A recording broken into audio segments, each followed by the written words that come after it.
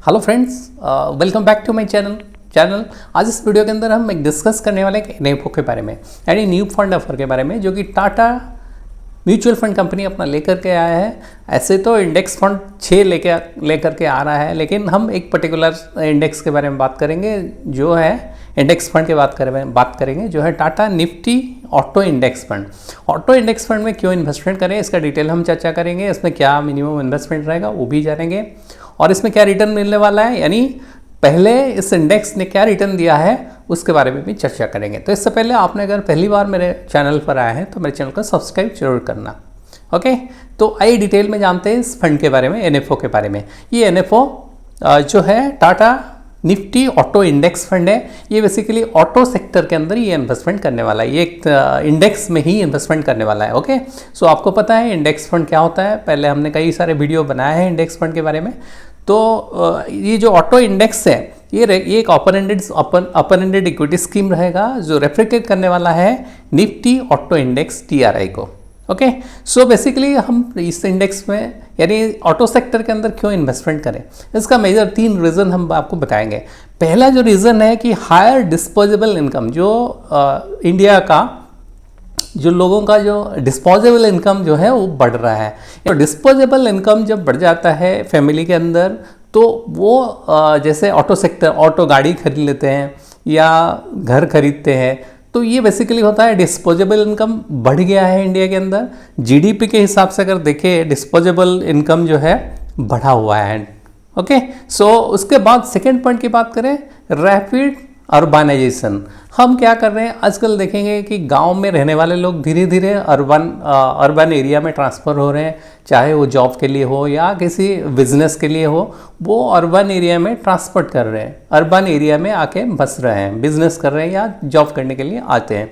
तो इसीलिए अर्बनाइजेशन के चलते जो है आपको सेकेंड रीज़न ये होगा कि अर्बनाइजेशन के चलते इसमें आपको तेज़ी देखने को मिल सकता है ऑटो सेक्टर के अंदर। तीसरा जो है इंफ्रास्ट्रक्चर डेवलपमेंट। आपको पता है नितिन गडकरी जी जो हमारे ट्रांसपोर्टेशन मिनिस्टर है, वो कितना तेज़ी से काम कर रहे हैं। रोड पहले अगर ज़माने की बात करें, पहले 15 की हम अगर बात करें, पर एक दिन के अंदर रोड जो बन रहा था लगभग 12 किमी पर डे एक दिन के अंदर बन रहा था, लेकिन अभी जो 12 किमी के बदले में अभी 45 किमी पर डे बन रहा है। यानी हर रोज़ जो है 45 किमी का रोड बन रहा है, वो भी नेशनल हाईवेज बन रहे हैं। ओके, शानदार रोड्स बन रहे हैं, तो ये ट्रांसपोर्टेशन के लिए भी बहुत अच्छा रहेगा। तो ये मेजर 3 रीज़न है कि आपको ऑटो सेक्टर में आने वाले समय में तेज़ी देखने को मिलेगा, अच्छा खासा ग्रोथ देखने को मिलने वाला है।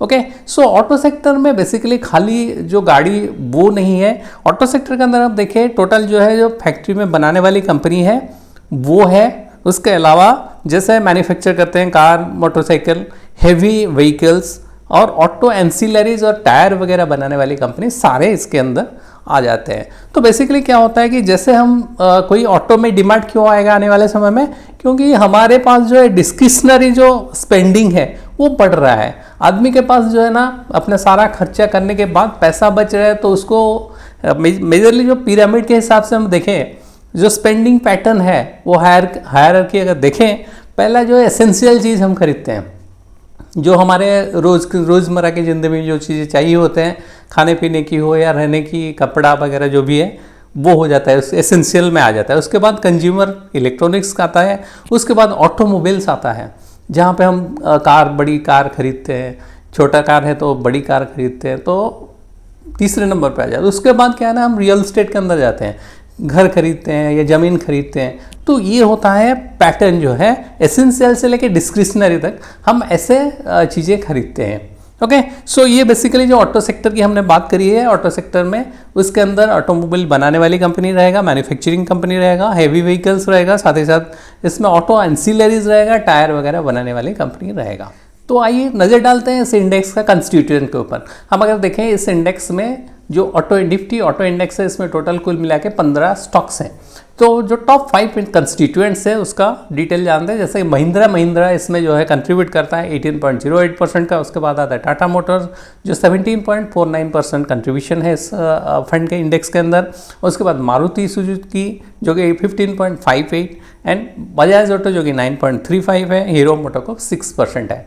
सो ये मेजर जो है 5 कंस्टिट्यूएंट्स है इस इंडेक्स के अंदर जो इसमें इन्वेस्टमेंट होने वाला है इस इंडेक्स के अंदर।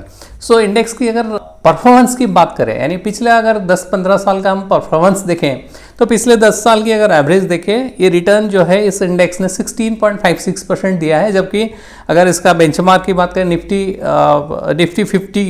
500 की बात करें, इसमें 15.25% रिटर्न देखने को मिला है। पिछले 5 साल की बात करें 18.79% का, जबकि निफ्टी 500 TRI ने 20.92% का रिटर्न दिया है। 3 साल में 19.34% रिटर्न देखने को मिला इस निफ्टी ऑटो इंडेक्स के अंदर, जबकि आपको निफ्टी 500 के अंदर 27.26% देखा गया।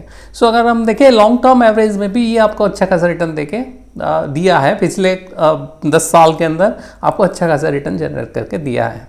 ओके, सो मेजरली अगर हम फंड की डिटेल की बात करें, फंड फैक्ट्स की बात करें, ये फंड बेसिकली एक ओपन एंडेड इक्विटी स्कीम रहेगा जो रेप्लिकेट करने वाला है निफ्टी जो ऑटो इंडेक्स को रेप्लिकेट करने वाला है। ये NFO जो है 8 अप्रैल को ओपन होगा और 22 अप्रैल तक ओपन रहेगा। ओके, सो अगर हम देखें इसमें ट्रैकिंग एरर भी देखने को मिल सकता है और इसमें बेंचमार्क रहेगा Nifty auto index TRI। Fund manager mister Kapil Menon है और इसमें मिनिमम जो है इन्वेस्टमेंट है, आप अगर लमसम इन्वेस्टमेंट करना चाहेंगे 5,000 रुपये से आप शुरू कर सकते हैं इसमें इन्वेस्टमेंट। एग्जिट लोड का सवाल है, इसमें 0.25% का एग्जिट लोड लगने वाला है। अगर आप 15 दिन इन्वेस्टमेंट का जो आपने रिडीम अगर करेंगे 15 दिन के अंदर, 15 दिन या उससे पहले अगर रिडीम करते हैं तो आपको 0.25% का एग्जिट लोड लगने वाला है। और इसमें अगर प्रोडक्ट सुइटेबिलिटी की अगर हम बात करें, जो इन्वेस्टर लॉन्ग टर्म में कैपिटल अप्रिसिएशन चाहते हैं उनके लिए एक बेहतर ऑप्शन रहेगा। और इसमें जो है ये इंडेक्स जो है ये इसमें इन्वेस्टमेंट करने वाला है इक्विटी रिलेटेड स्टॉक्स, जो निफ्टी ऑटो इंडेक्स के अंदर ये इन्वेस्टमेंट करने वाला है। ओके, जो इन्वेस्टर जिनका हॉराइजन 5 साल या उससे ज़्यादा है इसके अंदर इन्वेस्टमेंट करने से अच्छा रहेगा, क्योंकि ये फंड जो है ये इंडेक्स फंड है, इसमें रिस्क भी ज़्यादा हो सकता है, रिस्क वेरी हाई हो सकता है। तो इसमें इन्वेस्टमेंट करने से पहले आप अपना फाइनेंशियल एडवाइजर से एक बार सलाह जरूर लें। सब मेरी वीडियो आपको कैसा लगा? अगर अच्छा लगा तो लाइक शेयर करें, साथ ही साथ मेरे चैनल को सब्सक्राइब जरूर करना। Thanks for watching.